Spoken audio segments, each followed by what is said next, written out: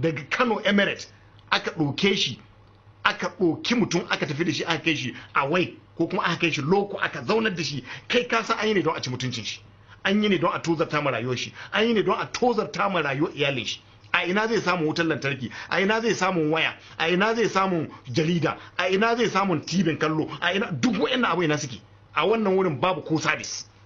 Ta yaya zai yi hudda da jama'a? Shikenan an yanke mai hudda da jama'a, su ce kawai su ɗauki sarkin Kano su kai shi gidan yari, ya fi mana sauki. Su kwashi sarkin Kano Muhammadu Sanusi su kai shi gidan yari, su ruhe shi, su ruhe su yadda makullin cikin teku ba a ganin shi, shine ya fi mana sauki bisa a kai shi wannan ƙauye. Mene amfanin? Babu abin da ya raba wannan gari da gidan yari. A kawo shi Abuja mana. Abuja akwai wuta, akwai tsaro, can inda yake ba tsaro.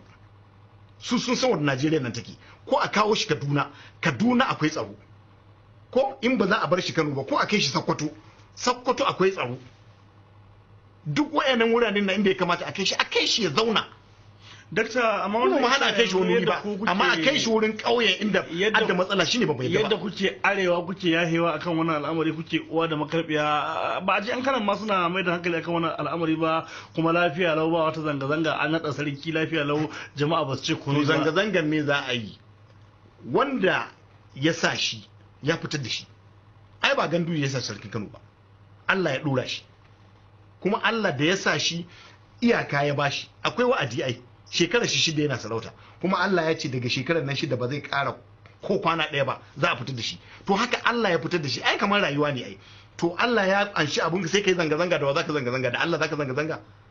Ai mu tuntuni zanga-zangar da muke so mu yi don mu nuna ma duniya bai dace ba abun da ake so a yi mishi. To an riga an yi abun. Don haka wani zanga-zanga kuma za mu yi zanga-zanga da Allah ne, za mu yi ma Allah zanga-zanga ne, ba ganduje ya sa shi ba fa, kuma ba ganduje, mu ba mu ɗauki ganduje ya yi mashi walakanci ba ya cire shi ba. Allah da ya yi lokacin shi ya ci, kuma ya cire shi. Ganduje sanadiyya kawai ne. Dakta, an ce lauyoyi sun shirya za su je kotu, kuma kungiyoyi irin naku su ma ga sun shirya yanzu za su tafi kotu. Ba ka ganin cewa kila za a ce kamar yanzu kuna neman dawo da hannu agogo bayan ne misali? Babu wani dawo da hannu agogo. Muna da haƙƙin mu nemi ƴancin mu, muna da haƙƙin mu nemi sarkin Kano ƴancin shi. Hanyar da aka bi aka cire sarkin Kano ba ta cikin tsarin mulki. Inda aka kai sarkin Kano bayan an cire shi baya cikin tsarin mulki. Dole ne mu yi fututun kutun mu tabbatar ma da duniya wannan domin na baya. Shi nan kana an daga an yi nashi an gama, kuma kana ji da kanshi ya ji hankalin jama'a ya ce a zauna lafiya, kada a yi faɗa, a zauna lafiya, kada a yi faɗa. Ba faɗa muke ke so a yi ba. Abinda muke so Allah ya ba wannan ƙasa zaman lafiya, amma muna son mu tabbatar ma da duniyar nan shugabannin nan namu na ƙasar nan ba sa bin doka, kuma bayan ba sa bin doka sun kashe mana arewa gaba ɗaya. So dole ne mu saboda cire sarkin Kano ne yanzu aka cire arewa, da can me yasa ba a magana arewa ba sai yanzu kuma ake magana arewa misali? Cire sarkin Kano ba masifa bane? Me yayi an ka cire shi? A zo a iski shugaba yana aiki, yana tafiyar da aikin shi daidai, yana kula da talakawa, yana abin da ya kamata a yi, a zo a cire shi saboda ya bin wasu ra'ayi nasu. Shi ne ba masifa ba? An ce kamar ya saba ma tsari irin na sarauta, ya yawaita maganganu wanda kila bai kamata tsari. Ni ba saraki, ya cika surutu, ni ba saraki ne, ubana ma ba saraki, ya kama harkar mulki ya shiru. Dakta, to irin wayannan wa ya gaya maka tsarin mulki kamar su suka ja mishi wayannan abubuwa? Tsarin sarakuna wa ya gaya maka ba a magana? A lokacin da a wani rubuce, a lokacin da sarki shine limamin gari, shine alƙalin gari, shine sarkin gari, duka wa'annan shine guda duka. Baya magana, alƙali bai magana, limamin gari bai magana, sarki bai magana. Idan aka kawo alƙalanci wannan ya zalunci wannan ya baya magana ya sasanta su, ko kuma ya fitar da wannan haƙƙi. To amma yanzu a rediyo a ji sarki na maganganu yana faɗin. Ai lokacin ba rediyon ba a yi wannan wayewar bace. To inda har za su cire sarkin Kano su kai shi loko wanda yake baya cikin ka'ida, baya cikin tsarin mulki, to dole ne su dawo da wannan abu na da. A bar sarki shine limami shine alƙali. To amma shi ma ai na limancin a yana limanci amma ai ba shi bane alƙali, kuma ba shi yake da mulki ba.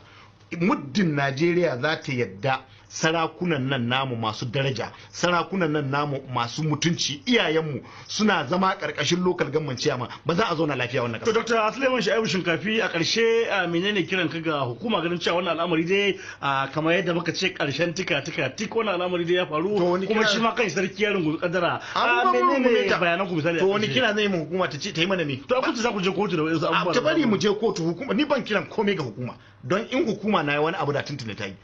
Mai girma shugaban kasar nan ya san ana wannan abu, ya san ana wannan, ban gane bai sani ba san wannan abu daga ya zaka cewa mai shugaban kasa na Najeriya ka ce bai san wannan badakala. To ya ce ba zai sa baki a cikin irin don me da ba zai sa baki ba, shine uban kowa ba? To ya za a shiga cikin affairs din jiha. Don Allah fa wa'annan maganganu, don Allah mutum Allah ya baka mulki, mu muka yi kutun muka zabe ka, mun zabe ka kaje inda ya kamata ka kai, maimakon ka kula da abubuwa duk inda barka take ka dinki ka ce baka sani ba. Wannan mulki kenan, ka ce baka san an yi abu a kasar ka ba, sai ya resign ya aji mulki tunda bai sani ba. Ai wannan ba ma magana bace a ce shugaban kasa wai ya ce wai bai san abin da yake faruwa Kano ba. Ni ban ma yadda ya ce haka nan ba. In dai har shugaban kasa Muhammadu Buhari ya ce bai san abin da yake faruwa Kano ba, ya ɗauki takarda da biro ya aje aikin shi kawai ya huta. Saboda ya ki sa baki a kan rikicin sarautar Kano. Kun ce ya ce bai sani ba, to ina zai sani? Kun ce ya ce bai sani. Al'amarin ne da ya shafi jiha ai. Ha ba malam. Sarkin nan ka ce karkashin shugaban karamar hukuma ke dakta. Kana nufin Najeriya gaba ɗaya za a yi abu irin wannan na babban sarki a tumɓuke shi shugaban ƙasa bai sani ba? Wani irin shugaban ƙasa ne za a yi a ce bai san abin da ke mulki ya bashi dama isa baki a cikin wani tsarin mulki za a bi? Garin ku zai kamawa da wuta sai ka ce tsarin mulki sai ya baka dama? Amma kashi ko dan ko ba kashi ba ai. To ai ba wutan nan take ba za ku ga illar cire sarki Sanusi ba sai nan gaba. Allah ya sauka. To masu kallon mu ina ga yau ne ya kamata mu ja labulan shi wannan shiri a madadin shi Dr. Suleiman Shu'aibu Shinkafi, sarkin shanun Shinkafi kuma shugaban gamayyar kungiyoyin gwagwarmaya wanda suke rajin ganin cewa sai an yi masarki Sanusi adalci dangane da abin da ya faru na tumbuke shi aka yi akan gadon mulki wanda su suka bayyana cewa wa'adi ne nashi yayi da kuma yadda ababe sukan tafi. Ina ga yau ne ya kamata mu ja labulan shirin amma za mu dora a cikin sauran shirye-shiryen mu a madadin Murtala Asalafi da ya sa da ku sai kuma shi Dr. Suleiman Shu'aibu Shinkafi, ni Najib Mustapha Bawa Tsafi ke cewa mu haɗu a mako mai zuwa.